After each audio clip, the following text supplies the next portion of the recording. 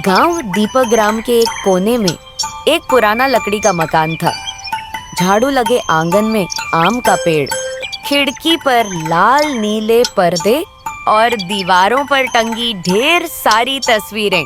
इसी घर में रहता था नटखट लेकिन होशियार बालक अर्जुन। अर्जुन का सबसे प्यारा कोना था दादाजी का कमरा, एक छोटी सी लाइब्रेरी जिसमें धूल जमी किताबें, नक्शे और रहस्यमयी वस्तुएं रखी थीं। दादाजी बचपन में खोज ही रहे थे और अक्सर कहते, अर्जुन बेटा, इस दुनिया में जादू अभी भी जिंदा है, बस उसे देखने के लिए सच्चे दिल की आंख चाहिए। एक दिन जब बारिश बाहर जोर से बरस रही थी, अर्जुन ने अलमारी के पीछे एक पुरानी चमकदार कवर वाली डायरी देखी। उस पर सुनहरे अक्षरों में लिखा था, झिलमिल वन की यात्रा, लेखक श्री रमाकांत सेन। अर्जुन के हाथ कांपने लगे और उसने जैसे ही डायरी खोली, पन्नों से एक चमकती धूल निकलकर हवा में बिखर गई। किताब के पहले ही पन्ने पर एक नक्शा बना था और नीचे लिखा था, जहाँ रात दिन से ज्यादा रोशन हो, वहाँ मिलेगा वो रत्न जो दुनिया की सबसे बड़ी अंधेरी को भी मिटा सकता है। अगली सुबह सूरज उगने से पहले अर्जुन तैयार हो गया। उसने टोपी पहनी, लालटेन उठाई और माँ से बिना कुछ कहे चुपचाप निकल पड़ा। नक्शे में बताया गया रास्ता बहुत पुराना था, गांव से कुछ किलोमीटर दूर की पहाड़ियों में। जैसे जैसे वह जंगल की ओर बढ़ा, रास्ता और भी सुनसान होता गया। वह एक पुराने गेट के पास पहुंचा, लताओं से ढका हुआ, लेकिन उसके ऊपर लकड़ी की पट्टी पर सुनहरी भाषा में लिखा था, झिलमिल वन में आपका स्वागत है, जो खोजोगे वही बनोगे। अर्जुन ने गेट खोला, एक मीठी हवा चली और अचानक चारों ओर अजीब सी रोशनी फैल गई। फूलों ने अपनी पंखुड़ियां खोली और पेड़ों से नीली रोशनी लटकने लगी। जंगल के अंदर सब कुछ चमक रहा था, लेकिन सूरज नहीं था। आसमान नीला था पर सूरज की कोई किरण नहीं। फिर भी जंगल जगमगा रहा था। रास्ते में अर्जुन की मुलाकात एक प्यारे नीले रंग के हिरण से हुई। उसकी आंखें चमक रही थीं और शरीर पर टिमटिमाते सितारे जैसे बिंदीदार निशान थे। हिरण बोला, तुम वो हो जिसे जंगल ने बुलाया है। तुम्हारा दिल साफ है, लेकिन आगे रास्ता आसान नहीं। 3 रक्षक तुम्हारा इंतजार कर रहे हैं। उनमें से एक तुम्हारा इम्तिहान लेगा, दूसरा तुम्हारी मदद करेगा और तीसरा तुम्हारी सबसे बड़ी कमजोरी को तुम्हारे सामने लाकर रख देगा। अर्जुन थोड़ा घबरा गया, लेकिन साहस से बोला, मैं तैयार हूँ।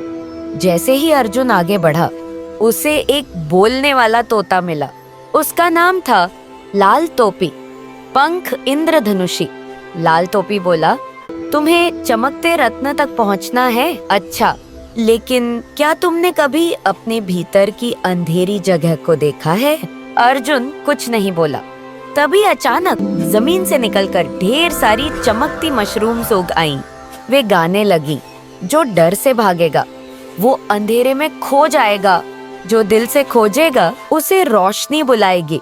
मशरूम्स के बीच एक सुरंग खुली। लाल टोपी बोला, यही है पहला रक्षक, अंधेरे की सुरंग। सुरंग में घुसते ही अर्जुन की लालटेन बुझ गई। चारों तरफ काला अंधेरा और सन्नाटा। अचानक आवाजें आने लगी, दादाजी की चीख, माँ की चिंता, दोस्तों का मजाक।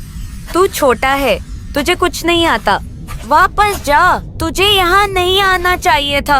अर्जुन का दिल धड़कने लगा, लेकिन तभी उसे अपनी माँ की दी हुई लकड़ी की माला याद आई। उसने वह माला पकड़ी और आंखें बंद की। मन ही मन बोला, मैं डरा नहीं हूँ, मैं खोजने आया हूँ, हारने नहीं।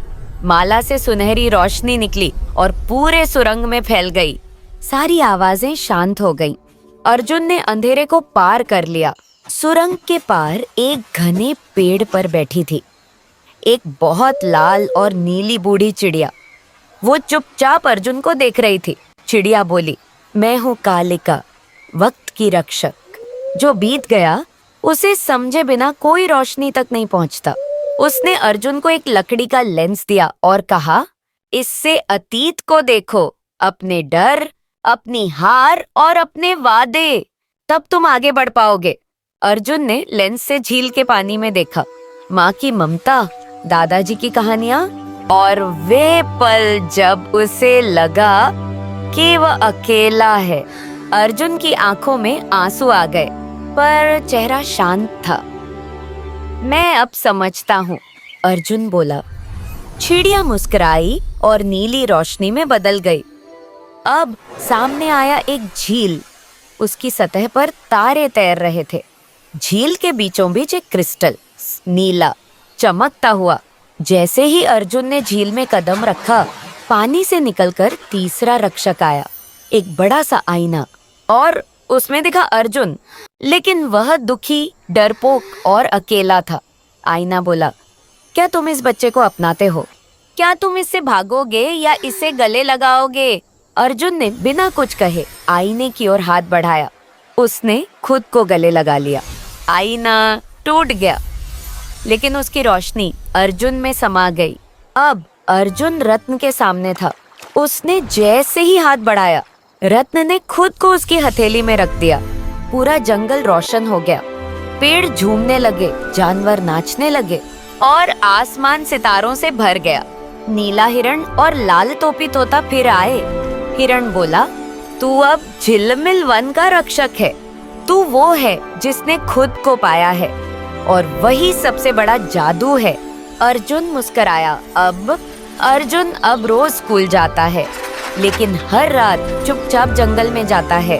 वहाँ बच्चों को कहानियाँ सुनाता है, उन्हें अपने डर से लड़ना सिखाता है और बताता है, रोशनी किसी दिए में नहीं होती, रोशनी तो तुम्हारे अंदर होती है। और इसी के साथ यह जादुई कहानी यहीं समाप्त होती है।